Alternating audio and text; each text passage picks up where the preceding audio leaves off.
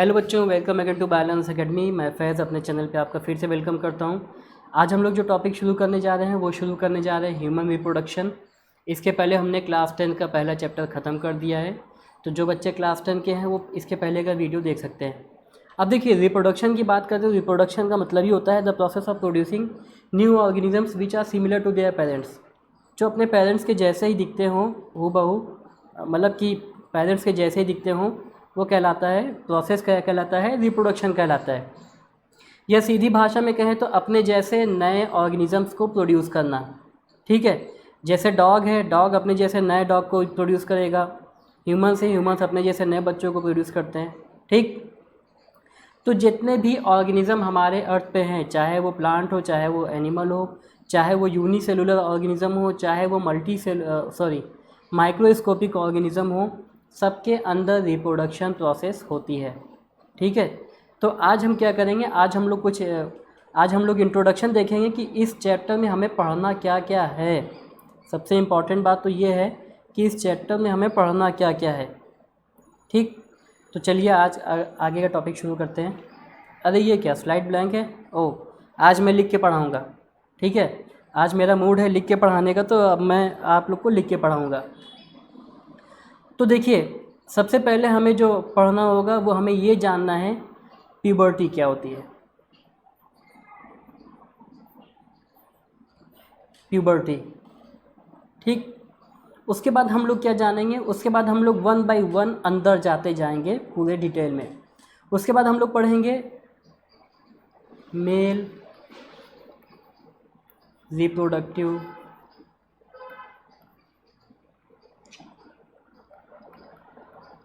System. ठीक है, उसके बाद हम लोग पढ़ेंगे female reproductive system, female reproductive system. ठीक, अब देखिए, इसको पढ़ने के बाद हम लोग पढ़ेंगे, एक इम्पॉर्टेंट चीज़ आती है, वो होती है गैमेटोजेनेसिस।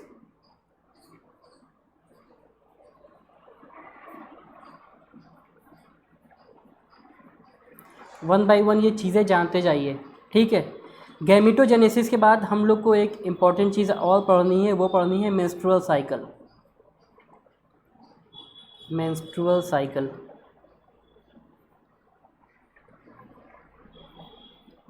ठीक है। अब मेंस्ट्रुअल साइकिल के बाद हम लोग को पढ़ना है फर्टिलाइजेशन, पढ़ना है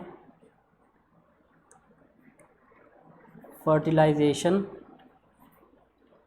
फिर फर्टिलाइजेशन के बाद हम लोग को पढ़ना है पोस्ट फर्टिलाइजेशन इवेंट्स। क्या पढ़ने हैं? पोस्ट फर्टिलाइजेशन इवेंट्स, यानी कि ऐसी घटनाएं, ऐसे इवेंट्स जो फर्टिलाइजेशन होने के बाद होते हैं। ठीक है, अब ये जो पोस्ट फर्टिलाइजेशन इवेंट्स है, ध्यान दीजिएगा, इसमें हम लोग को क्या क्या पढ़ना है। इसमें हम लोग को पढ़ना है, सबसे पहले यहाँ पर हम साइड में लिख दे रहे हैं, इम्प्लांटेशन पढ़ना है। ठीक है, क्या पढ़ना है? इम्प्लांटेशन पढ़ना है।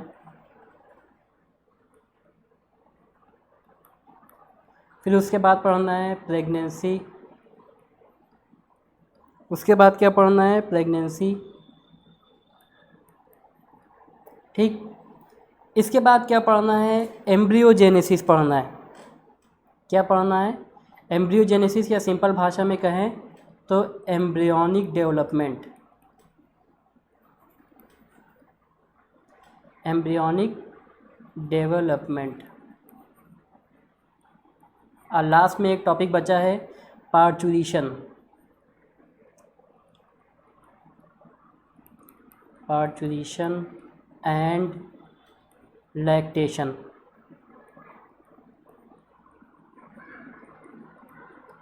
ठीक है, ये इतनी टॉपिक हम लोग को इस पूरे के पूरे चैप्टर में पढ़नी है।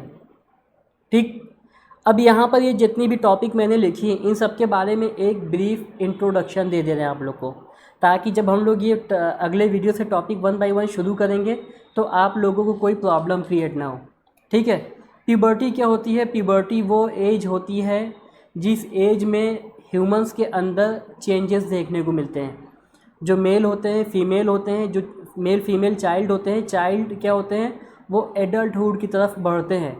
ठीक है, तो उनके अंदर चेंजेस देखने को मिलते हैं, और यही वो एज होती है जिस एज से ह्यूमन के अंदर गैमीट फॉर्मेशन होना शुरू हो जाता है। ठीक है, बस इतना बेसिक अभी जानिए, अगले चैप्टर में डिटेल में डिस्कस करेंगे कि प्यूबर्टी के टाइम में क्या क्या चेंजेस आते हैं मेल में और क्या क्या चेंजेस आते हैं फीमेल में। ठीक, मेल रिप्रोडक्टिव सिस्टम की बात करें तो हम लोगों ने फ्लावर में देखा था कि फ्लावर में एक स्पेशल स्ट्रक्चर होता था, उस स्ट्रक्चर के अंदर मेल गैमीट बनता था। ठीक है, तो यहाँ पर भी वही बात है, यहाँ पर मेल के पास क्या होते हैं, मेल के पास अलग अलग ऑर्गन्स होते हैं, अलग अलग स्ट्रक्चर्स होते हैं जो मेल गैमीट को बनाते हैं, साथ ही साथ मेल गैमीट को फीमेल गैमीट तक ट्रांसफ़र करते हैं।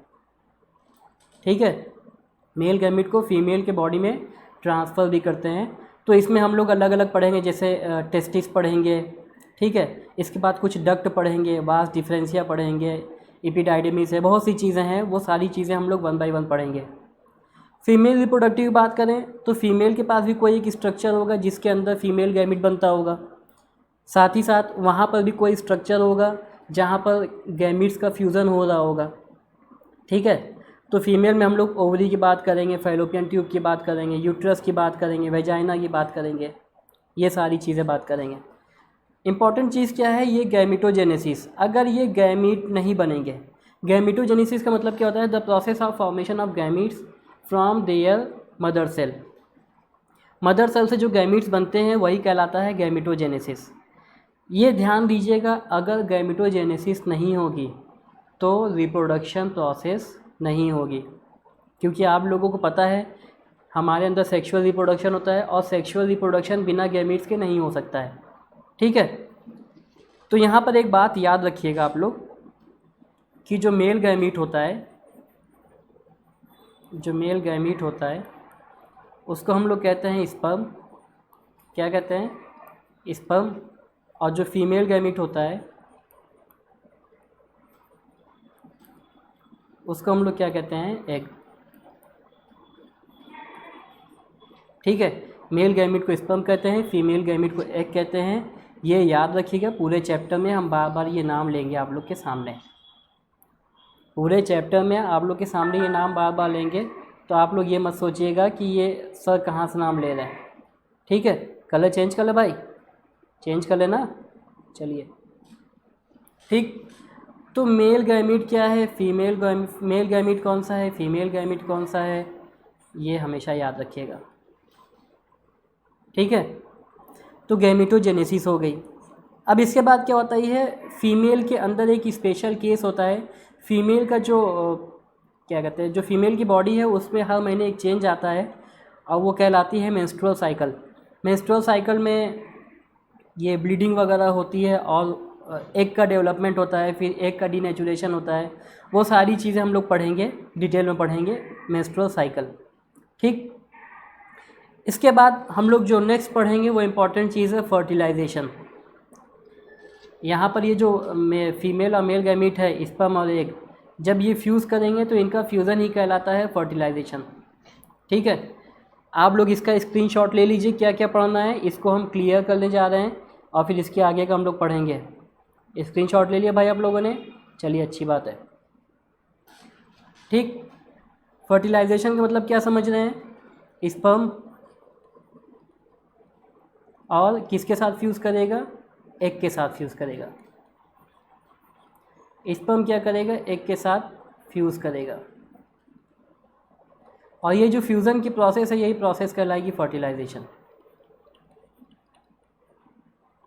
या सिंपली इसको यहाँ नहीं लिखते हैं, फ्यूज़ कर गया, फ्यूज़ करने के बाद क्या बनाएगा, जाइगोट बनाएगा। तो ये जो प्रोसेस है ये प्रोसेस कहलाएगी फर्टिलाइजेशन। देखिए, मेरी कोशिश यही रहती है आप लोग को इतना सिंपल वे में पढ़ाएं कि आप अपनी दादी माँ को भी समझा सकें। इतना सिंपल बायोलॉजी पढ़ाएंगे आप लोग को, पढ़ाने की कोशिश है। ठीक है, तो यहाँ पर क्या होता है, फर्टिलाइजेशन मतलब क्या है, दोनों गैमीट्स का फ्यूज़न। अब फ्यूज़न के बाद यहाँ पर आप देख रहे हैं, कलर चेंज कर ले भाई, चेंज कर लेते ना। यहाँ पर फ्यूज़न के बाद आप क्या देख रहे हैं, फ्यूज़न के बाद आप देख रहे हैं कि यहाँ पर जाइगोट बन रहा है। अब इस जाइगोट, ये जो जाइगोट होता है ये क्या होता है, फीमेल की बॉडी में जो यूट्रस होता है, यूट्रस में जा कर के अटैच हो जाता है और अटैचमेंट की प्रोसेस कहलाती है इम्प्लांटेशन। अटैचमेंट की प्रोसेस क्या कहलाती है? इम्प्लांटेशन कहलाती है। ठीक है, अब जाइगोट इम्प्लांट हो गया। इम्प्लांट होने के बाद जाइगोट डेवलप होकर के बनाता है एम्ब्रियो। आप लोग को पता है जाइगोट डेवलप होकर के बनाएगा एम्ब्रियो, ठीक। और एम्ब्रियो डेवलप होकर के क्या बनाएगा? बेबी बनाएगा। इतनी चीज़ें पता है आप लोगों को। तो जो एम्ब्रियो का डेवलपमेंट है वो डेवलपमेंट कहलाएगा एम्ब्रियोनिक डेवलपमेंट। क्या कहलाएगा? Embryonic development. ठीक है, अब ये बेबी बन गया। बेबी का क्या होता है? जब बेबी फुल्ली मैच्योर हो जाएगा, यानी कि मदर बॉडी के अंदर जो उसके हाथ पैर सारे ऑर्गन्स कम्प्लीटली मैच्योर हो जाएंगे, तब उसकी डिलीवरी होगी फीमेल बॉडी से हमारे नए इन्वायरमेंट में, अर्थ पे। ठीक है, तो जो बेबी का बॉडी के बाहर निकलने की प्रोसेस होती है, प्रोसेस कहलाती है पार्चुरेशन। क्या कहलाती है? पार्चुरेशन। पार्चुरेशन या सिंपली आप लोग कह सकते हैं कि डिलीवरी। ठीक है, अब पार्चुरेशन के बाद क्या होता है? पार्चुरेशन के बाद एक चेंज हमें ये देखने को मिलता है, फीमेल्स में जो मेमरी ग्लैंड होता है, यानी कि वो ग्लैंड जो मिल्क प्रोड्यूस करता है। ठीक है, जैसे ही पार्चुरेशन होगा वैसे ही मेमरी ग्लैंड में मिल्क प्रोड्यूस होने लगेगा और फीमेल क्या करेगी? उस मिल्क को अपने बेबी को फीड कराएगी।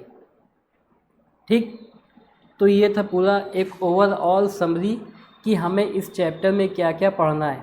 ठीक है, तो कुछ चीज़ें ध्यान रखिएगा। स्पर्म, एग, स्पर्म किसके अंदर बनता है, एग किसके अंदर बनता है, दोनों की फ्यूज़न से क्या बनता है, जाइगोट के डेवलपमेंट से क्या बनता है, और एम्ब्रियो डेवलप होकर क्या क्या बनाता है। ठीक है, ये एक जनरल ओवरव्यू है। ठीक, तो आज का टॉपिक यहीं ख़त्म करेंगे। आई होप आप लोगों को अच्छा लगा होगा। आप लोग को ये वीडियो अच्छा लगा हो तो वीडियो को सबसे पहले लाइक कर दीजिएगा। ठीक है, और देखिए मेरी कोशिश ये रहती है कि इतना सिंपल बायोलॉजी आप लोगों के लिए कर दें कि आप लोग को ये ना लगे कि बायोलॉजी बहुत टफ है। ठीक है, मेरी कोशिश यही होती है कि एकदम सिंपल भाषा में आप लोगों को समझाया जाए। चैनल अच्छा लगा हो, चैनल पर नए हैं तो चैनल को सब्सक्राइब कर दीजिएगा। और जो ये घंटी बनी रहती ना, वैसे मेरी ड्राइंग तो कुछ ज़्यादा ही अच्छी है, सॉरी, बेल आइकन को प्रेस कर दिएगा। बेल आइकन को प्रेस कर दीजिएगा। ठीक है, इतना काम कर दीजिएगा। साथ ही साथ वीडियो अच्छा लगा हो कि आप किसी को शेयर कर दें तो उसका भला हो सकता है। जैसे कि जो क्लास 12 के स्टूडेंट्स हैं, क्लास 10 के स्टूडेंट्स हैं, उनको तो ये पढ़ना ही है। साथ ही साथ जो लोग ग्रेजुएशन करते हैं उनको भी ये पढ़ना होता है, जो बायोलॉजी से ग्रेजुएशन करते हैं। उसके बाद जो लोग कॉम्पिटिटिव एग्ज़ाम की तैयारी करते हैं, चाहे वो CGL हो, चाहे वो आपका IAS का हो, PCS का हो, ठीक है, तो उनके जो जीके पोर्शन होता है, जीके पोर्शन में भी ये सारी चीज़ें होती हैं। साइंस सब्जेक्ट होता है, ठीक है, जनरल साइंस जिसको कहते हैं। तो जनरल साइंस में भी ये आप लोग को जानना ज़रूरी है, इसीलिए आप किसी को भी ये वीडियो शेयर कर सकते हैं। ठीक, तो अब नेक्स्ट वीडियो के साथ मिलेंगे। शुरू करेंगे हम लोग प्यूबर्टी और मेल रिप्रोडक्टिव सिस्टम से। आज के लिए इतना ही था। Thank you.